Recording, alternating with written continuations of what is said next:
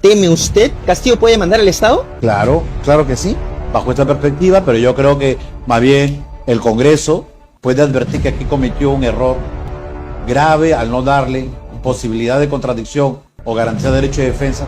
Ojo en el antejuicio. Creemos que un procedimiento donde afecte la libertad de un individuo, sea presente o no, debe garantizarse escrupulosamente la regla del debido proceso. A mi criterio tiene que declararse nula todo el procedimiento de acusación constitucional, con lo cual debería iniciársele un nuevo antejuicio político correctamente llevado que permita al presidente de la República poder actuar debidamente y poder garantizar todo el ejercicio de sus derechos. ¿Nulo el proceso penal? Nulo, evidentemente. Todo el proceso penal. Que me temo que eso es lo que puede pasar en un tribunal internacional. Vamos a llegar a ese punto. Sí.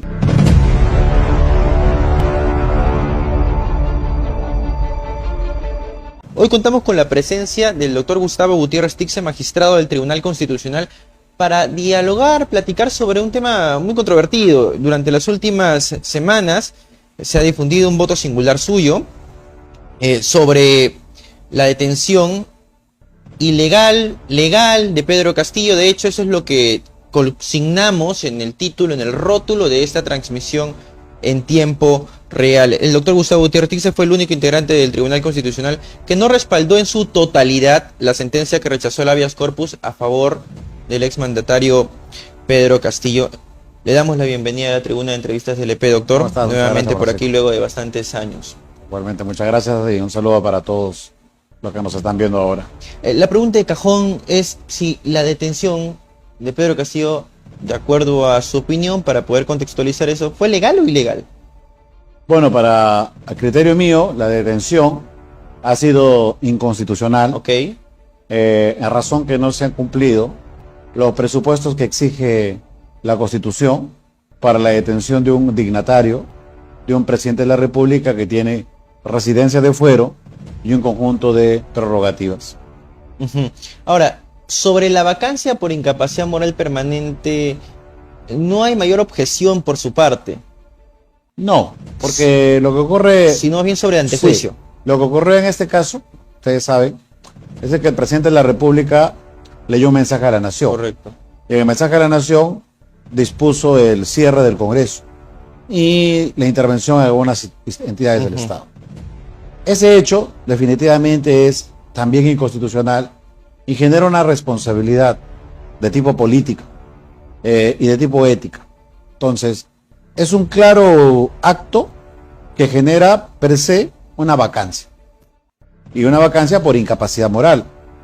La incapacidad moral debe también ser conceptualizada en tiempos actuales.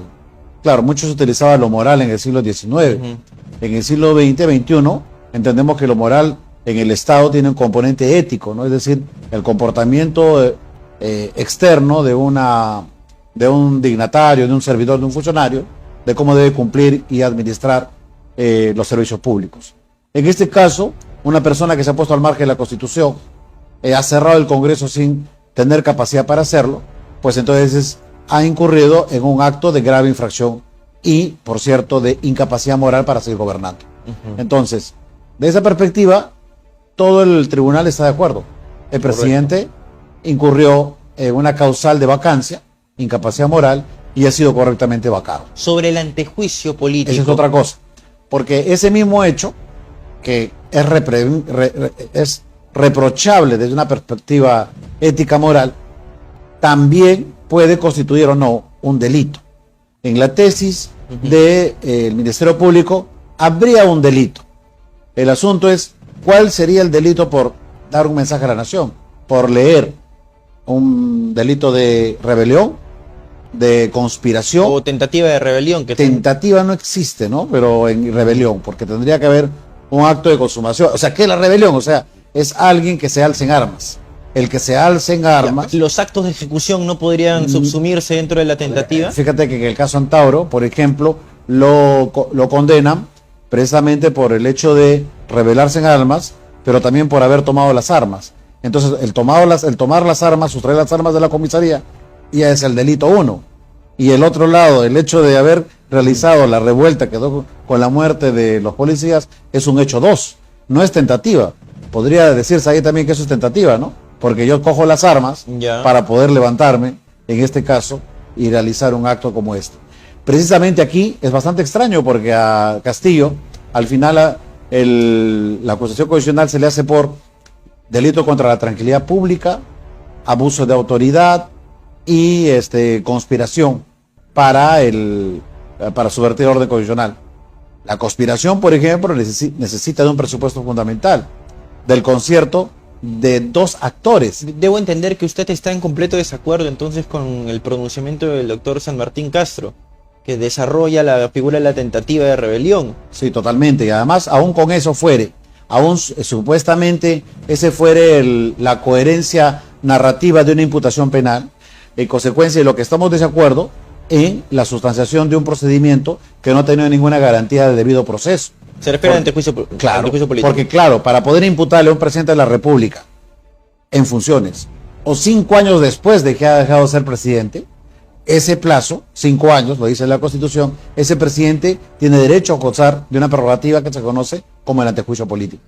Lo que ocurre aquí es que en el procedimiento de vacancia le han adicionado el antejuicio. ¿Es un antejuicio express?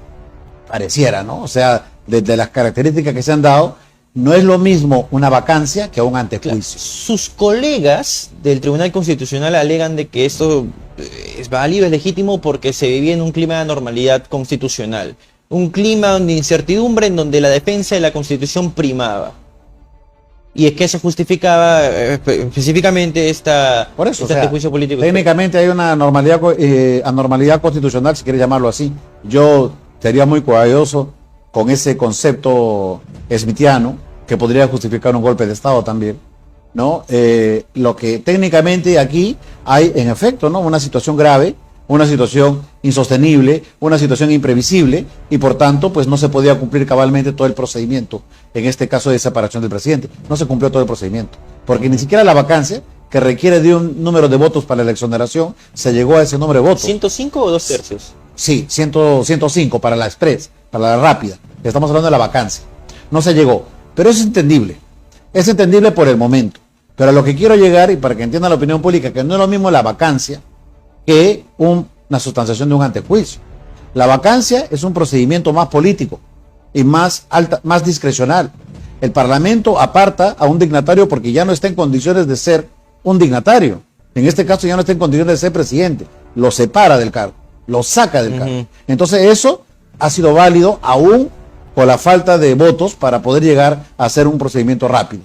¿Por qué eso se ha convalidado? Porque sí se votó y sí se llegó a los 2/3 para poder aprobar la vacancia por incapacidad moral. No a los 105, a los 2/3. Los 105 es para hacerlo rápido, o sea, para abreviar plazo. Ahí no se llegó. Pero eso es subsanable porque al votarse la vacancia sí se llegó a los 2/3. No sé si me dejo entender. Sí, o sea, sí. para hacerlo rápido se requieren 105, pero para aprobar una vacancia se requieren 2/3. Correcto. Y ahora, con el tema del antejuicio político... Es distinto. Ahí sí es totalmente distinto. Porque como te van a imputar un delito, Correcto, sí. entonces te van a imputar un delito y va a llegar al Poder Judicial tu acusación con la tipificación de determinados delitos, con una determinación eventual de un grado de imputación que puede dar lugar a una detención, a una prisión preventiva, etcétera. Es decir, es un procedimiento no político en su totalidad, sino pues un procedimiento político y jurisdiccional, siguiendo la doctrina de Valentín Paniagua. Allí sí se requiere el cumplimiento escrupuloso de las reglas del debido proceso. Si yo quiero sustanciar un antejuicio por delitos funcionales a un presidente de la República, le tengo que dar derecho de defensa, le tengo que dar tiempo, plazo, le tengo que dar posibilidad de contradicción y le tengo que sustanciar todo un procedimiento con todas las garantías. Aunque se trate de un procedimiento en flagrancia. Ese es otro tema, ¿no? Aún se trata en procedimiento de flagrancia, el presidente está arropado de un conjunto de prerrogativas. El presidente no se le puede tratar como cualquier ciudadano. ¿Por qué? Porque se trata de la máxima figura institucional de un poder del Estado. La pregunta es... Pero no había sido vacado ya. Es que el hecho de ser vacado es un tema muy aparte. O sea, el hecho de ser vacado un presidente no significa que a partir del día siguiente a ese presidente se le puede tratar como no se le trata a ningún dignatario. Todo dignatario que ha sido apartado del cargo y va a ser sujeto a un antejuicio, se le debe cumplir la ley de proceso. O sea, no tiene nada que ver una cosa con otro. Al señor PPK, también recuerdan ustedes, sí, también tuvo un procedimiento que él propiamente aceptó porque lo iban a vacar, y después se le hizo el trámite del antejuicio. Aunque se haya convertido, como lo dice la sentencia, en un enemigo de la Constitución, desde el momento en que da el golpe de Estado. Bueno, por eso vuelvo a reiterar, o sea, aquella persona que es declarada incapacidad moral para mantenerse en la presidencia de la República, pues definitivamente tiene severos cuestionamientos con la Constitución. Yo no sé si es amigo o enemigo de la Constitución, sino lo cierto es que lo que se busca es que un procedimiento en un modelo democrático responda a determinados estándares para todos, no para el expresidente Castillo, sino para cualquier ciudadano que llegue a la presidencia de la República. Allá hay grados de polémica que realmente para nosotros nos parece altamente cuestionables, ¿no? Repito, convalidamos la vacancia por incapacidad moral, estamos de acuerdo, pero creemos que un procedimiento donde afecte la libertad de un individuo, sea presidente o no, debe garantizarse escrupulosamente la regla del debido proceso. Si su posición hubiera triunfado, ¿cuáles hubiesen sido los efectos jurídicos? Tendría que, a mi criterio, tiene que declararse nula todo el procedimiento de acusación constitucional, con lo cual debería iniciársele un nuevo antejuicio político correctamente llevado que permita al presidente de la República poder actuar debidamente y poder garantizar todo el ejercicio de derecho. ¿Nulo el proceso penal? Nulo, evidentemente. Todo el proceso penal. Que me temo que eso es lo que puede pasar en un tribunal internacional. Vamos a llegar a ese punto. Sí. No la sucesión presidencial. No. Porque él estaba vacado. Ya no. No. Correcto. Cuando se lo vaca, ¿no pierde la inmunidad? No. ¿O no? Porque la inmunidad la tiene 5 años más. Después de haber cesado en el cargo. Ya. O sea, lo hubieran puesto en libertad. Sí, claro. Ahora, me indica que esto puede... ¿Teme usted que esto pueda... Sí, claro. Porque un tribunal internacional? Porque ¿Eso significa que Castillo puede demandar al Estado? Claro, claro que sí. ¿Y en su demanda incluir su voto singular? Me imagino que sí, ¿no?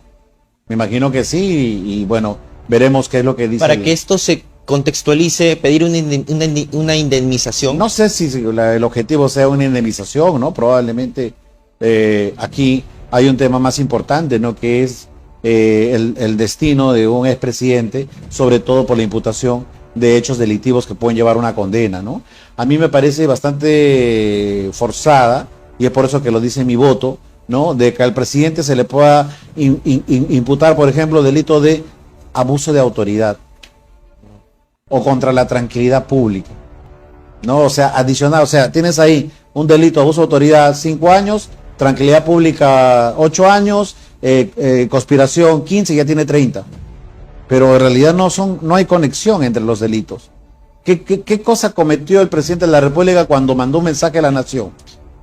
¿Qué delito? O bien cometió, ya vamos a suponer, pues, un abuso de autoridad, o bien cometió un delito de conspiración. Pero cometer ambos, ya desde ahí hay una deficiencia técnica, que entiendo que debe haberse hecho, porque no hubo en ningún momento una defensa del presidente de la República que diga lo contrario. Bueno, pero la imputación es progresiva, ¿no? No, la imputación que realiza el antejuicio es la que va al Ministerio Público, que tiene que proceder a denunciar con el contenido de la acusación constitucional, la tipificación del delito. Uno puede sumar en el momento de, a lo largo de la investigación, uno puede sumar elementos, factores, indicios, pruebas, pero la tipificación del delito tiene que estar claramente definida desde el momento que a ti te sustancian un hecho delictivo. ¿Y puede sumar imputaciones alternativas también? Pero eso puede ser en un determinado momento. O sea, a ti mañana te imputan robo, no puede ser que en el camino tengas apropiación ilícita también. O sea, tiene que haber un momento la determinación de la imputación, porque tú tienes derecho a defenderte. Tienes derecho a contradecir. Todo ciudadano tiene derecho a contradecir. Desde el primer momento tengo derecho a preparar mi defensa. Alguien podría decirle, doctor, pero a ver, si es que Castillo, en el hipotético caso de que acuda a instancias internacionales, pues nos encontraríamos en una situación en donde el Tribunal Constitucional versus, o viceversa, ¿no? Versus la Corte o la Comisión. Pero eso ocurre frecuentemente, ¿no? No es nada extraño. Tribunal del que usted forma parte. Sí, claro. Es que ocurre frecuentemente porque muchos de los fallos que nosotros podemos emitir son recurribles en sede internacional. Ha ocurrido muchas veces. Y definitivamente pues hay posturas de votos distintos y que definitivamente van a tener una determinada posición en la jurisdicción supranacional. Ahora, sobre los delitos en rigor, ¿es competente el Tribunal Constitucional para analizarlo? No. No, pero lo que estamos diciendo, vuelvo a reiterarte, es que de lo que sí en rigor el Tribunal Constitucional es competente es que se sustancie un debido procedimiento desde el momento mismo que cualquier persona se le imputa un determinado delito. Si a una persona se le imputa un delito, tiene que haber un grado de valoración y un procedimiento preestablecido que se cumpla sigilosamente. En este caso, te repito, no ha habido un procedimiento preestablecido que cumpla con un estándar mínimo de garantías. Si a mí me imputan un delito, una denuncia constitucional, tengo derecho a responder. Ya por eso me sacaron del cargo, ya no soy presidente, ya estoy fuera del cargo. O sea, soy un ciudadano más, pero tengo derecho a contradecir porque o puede ocurrir lo que ocurrió, que se ha convalidado una detención. Y otra cosa es ese tema de la detención. Como tú me dices, si vamos a sostener la tesis de la flagrancia, que puede ser posible. Yo no digo que no haya flagrancia, pero tampoco admito que la haya, porque es un tema que tendría que haberse debatido con mayor amplitud. Pero vamos a suponer que hay una tesis de flagrancia.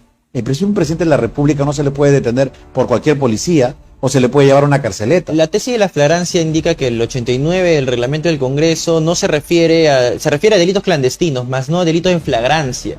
No, por ende, la detención fue legal, etcétera. Así hubiera sido legal. El presidente no puede ser conducido a una carceleta. El presidente tiene que ser conducido a su fuero. Así como cuando un congresista lo detiene, tiene que llevarlo al Congreso para que éste le levante la inmunidad. En este caso, el presidente tiene inmunidad. Tiene una inmunidad especial. ¿Dónde tenía que ser llevado, conducido el presidente de la República? Al Congreso de la República. El Congreso a autorizar su detención. Eso tampoco ha ocurrido. Y ahí es por eso que nosotros llamamos la atención de la policía y del Ministerio Público de haber hecho un acto arbitrario que puede inclusive tener alguna consecuencia penal porque ha sido conducido un presidente de la República o un expresidente de la República, si usted quiere llamarlo así, de una manera irregular a un fuero que no le corresponde. Ahora, cuando menciona usted, por ejemplo, de que se lo debió llevar al fuero del que corresponde y además su posición se sustenta en que lo que entiendo busca tutelar es la figura presidencial, más allá del nombre que pueda existir. La figura presidencial. Ahora, ¿la ausencia de persecución penal no desprestigia también la figura presidencial? La ausencia de persecución penal oportuna. Pero vuelvo a reiterar, aquí lo concreto es que ya el presidente ha sido retirado del cargo y es un ciudadano más. Ya es un ciudadano más. En consecuencia, lo que estamos hablando en la segunda etapa es de un ciudadano que no se le imputa delitos de corrupción, se le imputa de actos políticos que son contrarios a la Constitución. Ha decidido realizar un acto político altamente reprochable.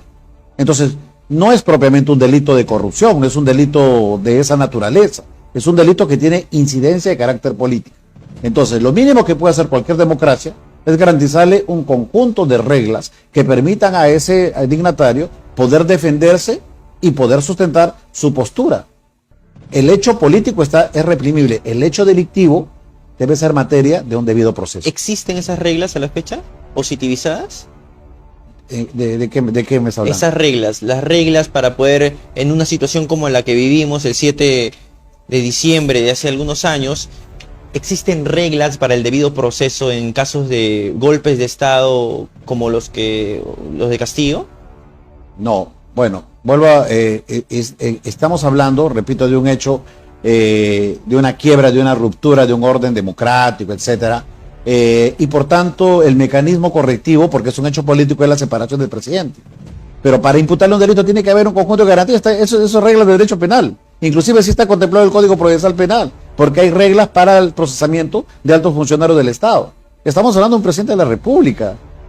Estamos hablando de un presidente de la República que de algún modo tomó una decisión política. Imputarle un delito tiene que tener un conjunto de garantías mínimas. Y ahí nos ponemos a reflexionar. Conspiración requiere un golpe, requiere pues con la concertación con alguien con capacidad de poder tomar las armas. ¿Quién más está imputado con ese nivel de capacidad como el presidente de la República? Bueno, vuelvo a reiterar. La lógica es que es jefe de las Fuerzas Armadas, ¿no? No está, pues. No está imputado. No está comprendido en esto. No hay nadie. O sea, ni siquiera hay un personal de serenazgo implicado en este acto conspirativo. No lo hay. Entonces, vuelvo a reiterar. No sé si habrá conspiración. No estoy diciendo que el presidente es inocente. Lo que estoy señalando es que todo eso tiene que estar debidamente sustanciado en una acusación constitucional, que tiene que haberle garantizado todas las reglas básicas para poder adecuadamente procesarlo penalmente, si es que así considere. Y ahora, con relación a la tentativa de rebelión, lo que se ha desarrollado en algunas resoluciones es que se iniciaron los actos de ejecución, ¿no? Pero no se produjo el levantamiento armado. ¿Cuál fue el acto de ejecución que se inició? El acto de ejecución, el discurso, la exhortación. Pero el Código Penal, yo ahorita, ustedes que han publicado un Código Penal, ahorita revisamos la hoja correspondiente de rebelión y ahí dice el que se alce en armas. No responde a título de tentativa. No sé, yo tengo algo de conocimiento, porque he sido discípulo de Raúl Peña Cabrera, de que los delitos son típicos y tiene que haber una estructura típica que encaje directamente un comportamiento, porque de lo contrario, realmente qué miedo que tengamos un sistema de justicia que jurisprudencialmente establezca la creación de tipos penales con las cuales te pueden llevar a la cárcel. Yo tengo que saber cuál es el delito desde que leo mi código. Si el código dice el que se alce en armas, ¿dónde está el grado de ejecución? ¿El señor fue al cuartel? ¿El señor pidió las armas a la policía que lo apoyaba? ¿Qué pasó aquí? Y ciertamente, vuelvo a reiterarte, tendré que tengan la razón ustedes. Para eso necesitábamos la sustanciación de una acusación condicional que le traslade toda la imputación y que se puedan defender.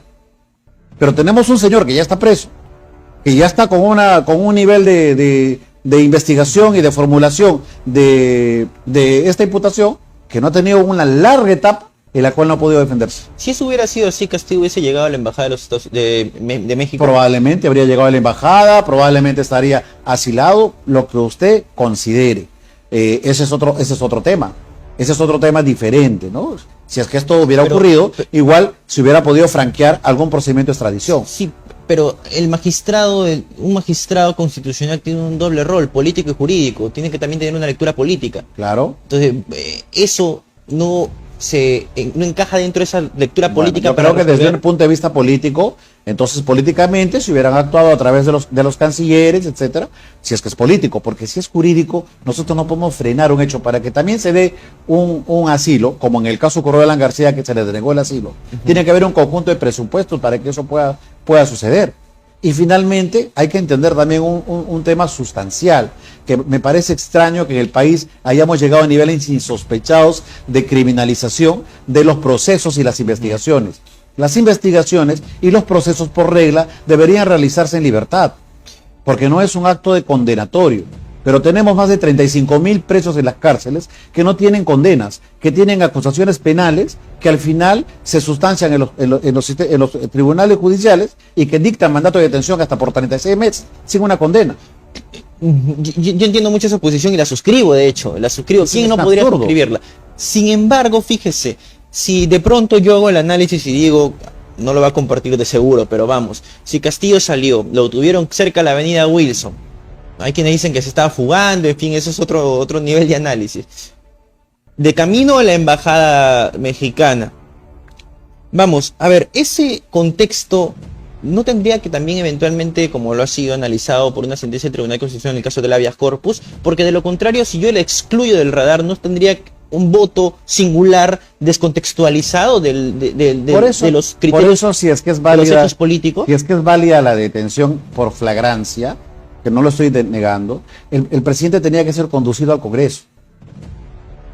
El presidente tenía que ser conducido al Congreso, sustanciarse en ese momento o dar el inicio a un procedimiento de acusación constitucional en la vía del antejuicio político. Nada de eso se hizo. O sea, en la tesis que admite la mayoría o quienes consideran que aquí también hay un hecho político, el presidente estaba fugando, etcétera, perfecto. Pero no lo lleva a una carceleta, es un presidente de la República. Es un presidente de la República. No nos guste o no nos guste, porque hoy en día puede ser Pedro Castillo, mañana ¿quién puede ser? O sea, hay que cuidar la institución más importante que tiene el constitucionalismo peruano, que es el presidente de la República, aún que elegimos siempre mal, usualmente, pero es una institución tutelar en nuestro sistema político. Nosotros jamás vamos a poder ir a un modelo parlamentarista, no vamos a poder ir a una monarquía. Aquí nosotros tenemos un presidente de la República, desde la fundación del país.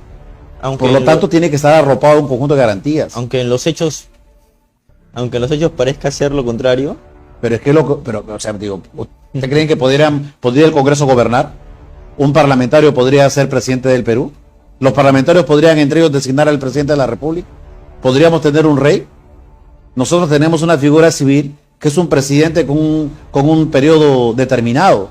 Y mal que bien, no solamente es culpa de la figura presidencial, también de los errores políticos que tenemos en nuestro sistema. Es de todos los ciudadanos, hasta el ciudadano, cualquier ciudadano que no se pasa una luz roja, por ejemplo.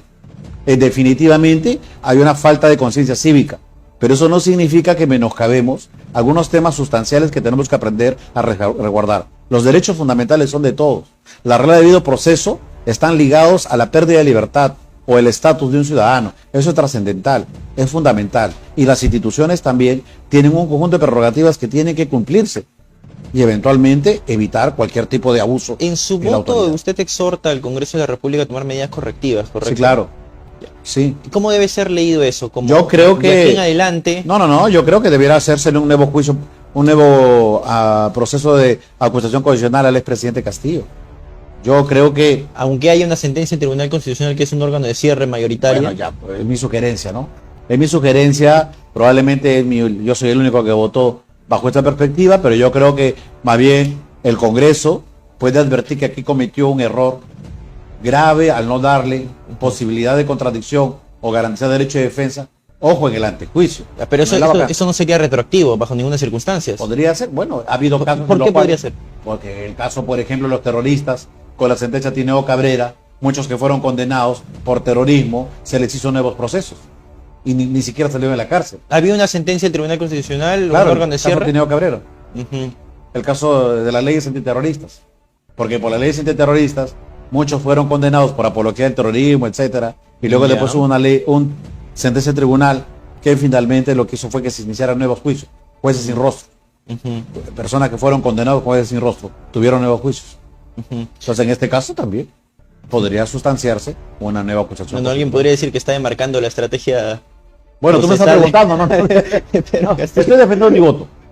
Estoy defendiendo mi voto porque yo sé que he votado y bueno, creo que me corresponde, ¿no? Defender mi voto y mi preocupación. Porque lo mío es una preocupación institucional. Por la investidura presidencial. Claro, porque lo que pasa es que yo he sido formado en el Congreso. Yo he tenido más de casi 20 años como funcionario asesor parlamentario. Y de alguna forma entiendo que las instituciones tienen que también resguardar la majestad de las instituciones.